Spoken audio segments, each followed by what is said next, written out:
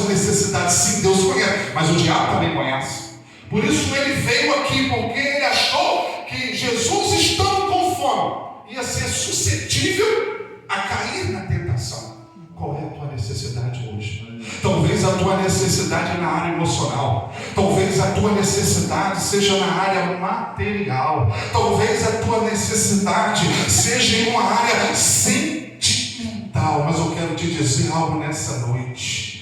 Vigie, porque o adversário da nossa alma, ele vem nesses dias que nós estamos sentindo necessidade de algo. Aleluia, louvado seja Deus. Mas uma coisa, irmãos, eu aprendo aqui nessa primeira parte: Jesus estava sentindo uma necessidade de se alimentar, mas o princípio e o propósito na vida de Jesus era maior que a necessidade. Aleluia, eu vou repetir para você entender. O propósito que Jesus estava ali naquele deserto era muito maior do que a fome que ele estava sentindo. E eu digo para você nessa noite: o propósito que Deus te chamou, que Deus te levantou, é muito maior que essa necessidade que talvez você esteja enfrentando. Aleluia. Glória a Deus.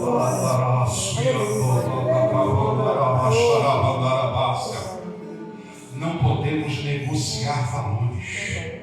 Não podemos negociar princípios e propósitos. Tem gente, irmão, por causa de uma necessidade até de se alimentar, assim como Esaú, por causa de um prato de lentilha, ele negociou a sua primogenitura.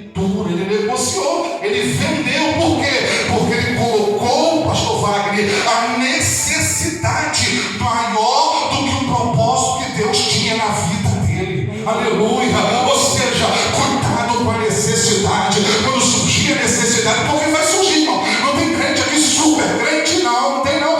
Todos nós, cada um de nós, temos necessidades. Aleluia.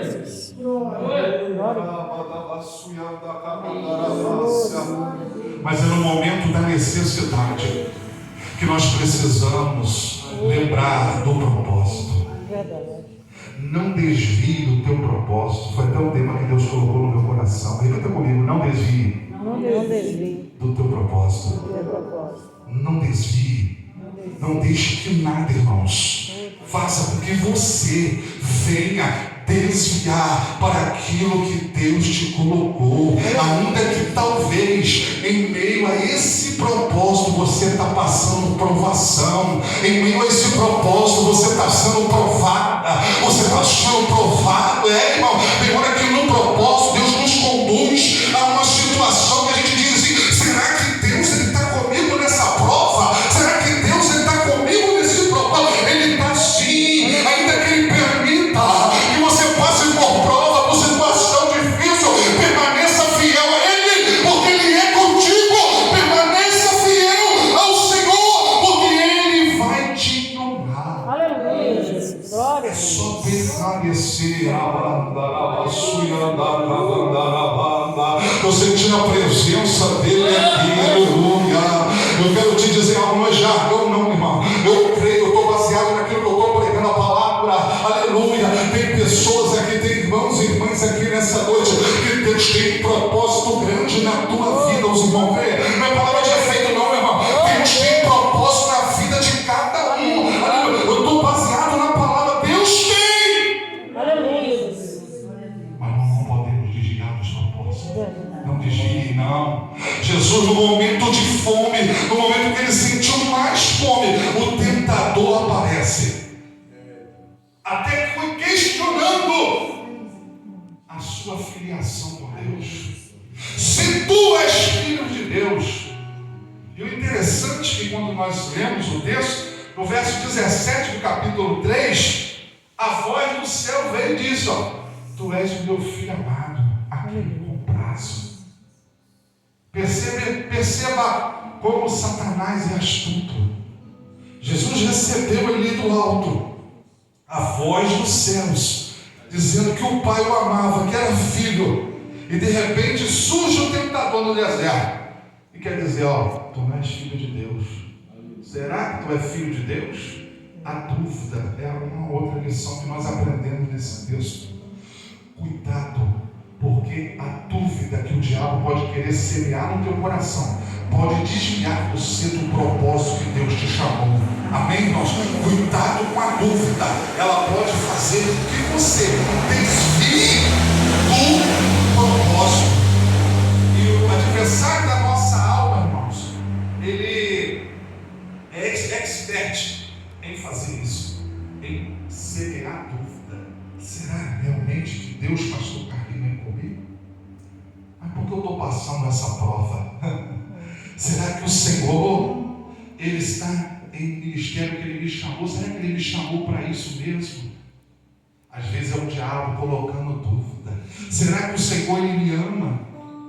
Porque aqui no deserto, Jesus no deserto, com fome, passando toda essa prova, o inimigo quis semear dúvida no coração de Jesus. Cuidado, irmãos, eu quero fechar isso aqui dessa parte, para você tomar cuidado com as dúvidas que o diabo possa colocar em teu coração, que você não presta, que você não vale nada, que você não vai chegar a lugar nenhum, que não adianta você vir para a igreja, que não adianta você orar, que não adianta você buscar, que não adianta você consagrar. O inimigo, ele lança dúvida no coração do cristão.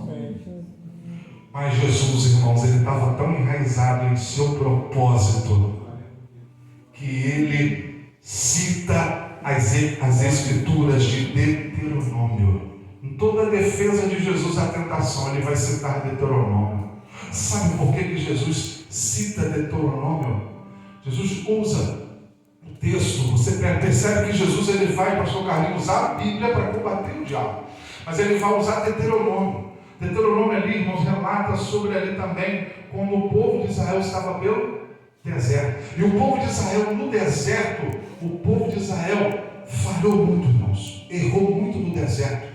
E Jesus, ele cita Deuteronômio para demonstrar a sua obediência, porque ele vai dizer assim: nem só de pão viverá o homem, mas de toda a palavra que sai da boca de Deus. Ou seja, o povo estava pelo deserto, passou até